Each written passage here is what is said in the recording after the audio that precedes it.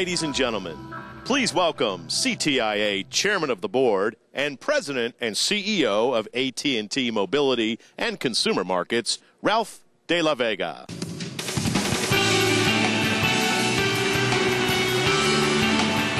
Good morning. Good morning, everyone. It's great to be here in Las Vegas at the 2010 Spring CTIA Show. It's an honor for me to be here today. I appreciate the confidence that the CTIA board has shown in me to serve as chairman this year. And I know that 2010 is going to be a great year. In fact, this is shaping up to be another crucial year in the short but powerful history of our industry.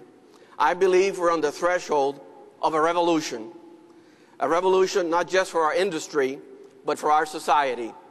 A revolution that is changing the way people work, live, and play, and that's the power of mobile broadband. Faster networks, even more powerful smartphones, and amazing applications are making it possible to access the internet almost anywhere, anytime. And it's not just about traditional wireless devices anymore.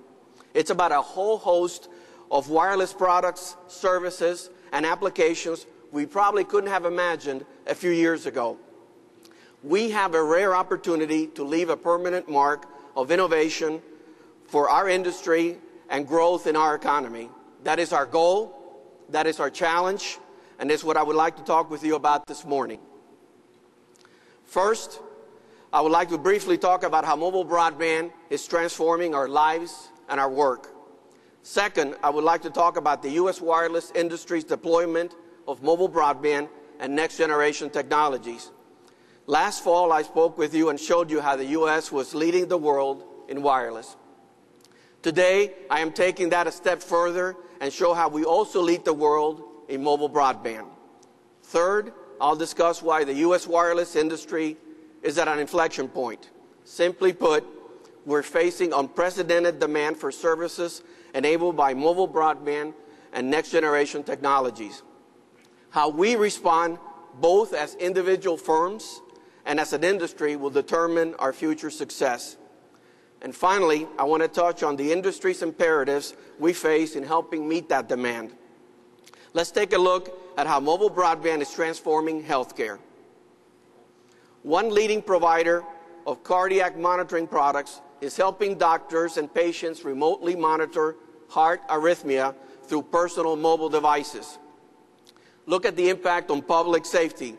Another company has developed an ignition lock device that uses wireless networks to transmit the results of a breath alcohol consumption test that determines whether to unlock the doors for the driver, helping prevent drunk driving. And mobile broadband is also transforming public transportation. A California transit company is using GPS to track its van pool buses, to chart emissions, to offer hands-free communications, even monitor tire pressure and engine diagnostics remotely. And this is just the tip of the iceberg. We're doing some pretty remarkable things today, and tomorrow is going to be even better. We can and will transform whole industries, healthcare, education, transportation, just to name a few. We can also transform people's lives by making them better and easier. Everyone will be touched by this revolution. The ideas and applications are only limited by our imagination. And the good news is that the U.S. wireless industry has built an infrastructure capable of delivering on this promise. This investment makes the U.S. the clear leader in mobile broadband by just about any measurement. Customers love mobile data, and you can see that in several different ways. Let's take a look at the deployment of mobile broadband in the U.S. We have the infrastructure in place to lead the world with the most advanced forms of mobile broadband networks. The first place you see this, and you see this impact, is by taking a look at the number of 3G subscribers. And as you can see, no matter how you look at 3G subscribers, either narrowly or broadly, U.S. is at the top. Look at the chart on the right. We have about 117 million 3G subscribers, or about 18% of the world's 3G subs, more than anyone else in the world. And if you only include the most advanced 3G networks like HSPA and EVDO, the U.S. has 33% of the world's advanced 3G customers. You see those advanced mobile broadband numbers on the orange part of the bars. This number is even more remarkable when you consider that the U.S. has only about 7% of the world's total wireless subscribers. And we continue to add new 3G subscribers at an incredible clip. We lead the world in 3G net adds. In fact, 1 out of every 5 new 3G subscribers in the world through the third quarter of last year was in the U.S., according to Morgan Stanley. There's no doubt about it. 3G, thanks to its faster speeds, is critical to the success of the mobile internet. But 3G is not the only way the industry delivers on the promise of mobile broadband. Wi-Fi also will play an increasingly important role, and again, the U.S. is leading the way, as you can see on the next chart. In the last 5 years, the number of Wi-Fi hotspots in the world has tripled, but the U.S. has twice as many public Wi-Fi hotspots as the next closest country, more than 70,000. This is important because Wi-Fi networks are complementary to mobile broadband networks and enhance their ubiquity. In fact, Wi-Fi is increasingly used in homes, businesses, and schools for mobile broadband, and we keep adding to our lead. In the fourth quarter of last year, the U.S. accounted for a quarter of all the global hotspot growth. As the U.S. builds out hotspots, usage soars. A study by Jaywire shows that 56% of on-the-go U.S. subscribers have connected with Wi-Fi using mobile devices. In fact, the U.S. is projected to take the lead in Wi-Fi capable devices this year. To maintain a vibrant mobile broadband network and to keep them working well into the future, a tremendous amount of investment is required.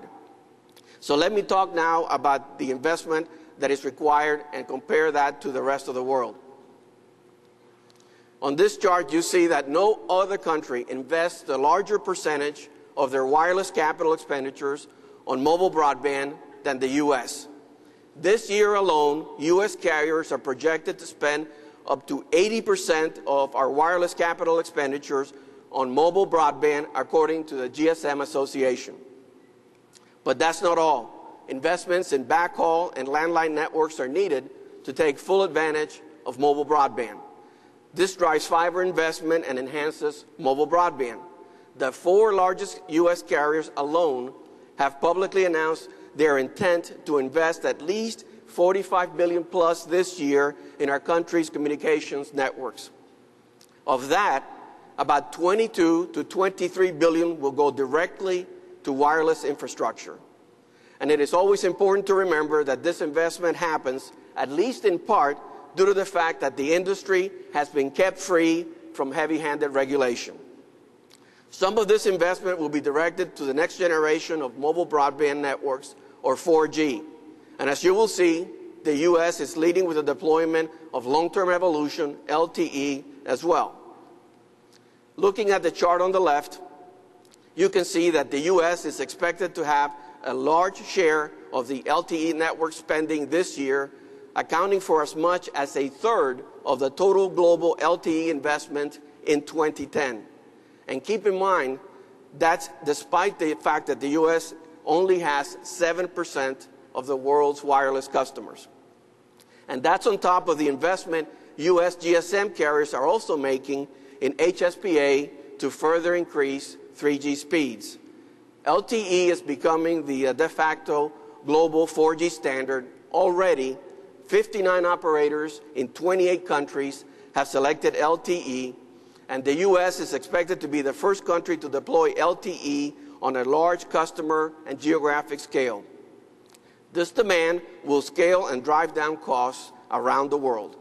And because of this leadership, we're projected to be the first to test the next generation apps and services that fully utilize LTE's new capabilities. Faster networks put the U.S. in the leadership position in smartphone sales, as you're going to see on the next chart.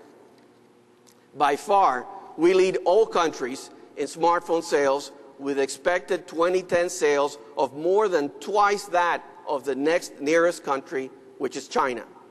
We took over smartphone leadership in 2008 and expect to maintain it through 2013 as we see a compounded growth rate of 28%.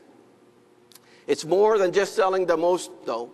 We also are the most important market in the world thanks to the strong competition and support from U.S. carriers, according to industry analyst Strategy Analytics. Consumers just love their smartphones and can't get enough of what they can do with them. One of the things consumers love most is applications that add unique and personalized capabilities to their smartphones. And I know that's going to sound redundant, but the U.S. is leading here as well. I showed this chart last October when I talked with you.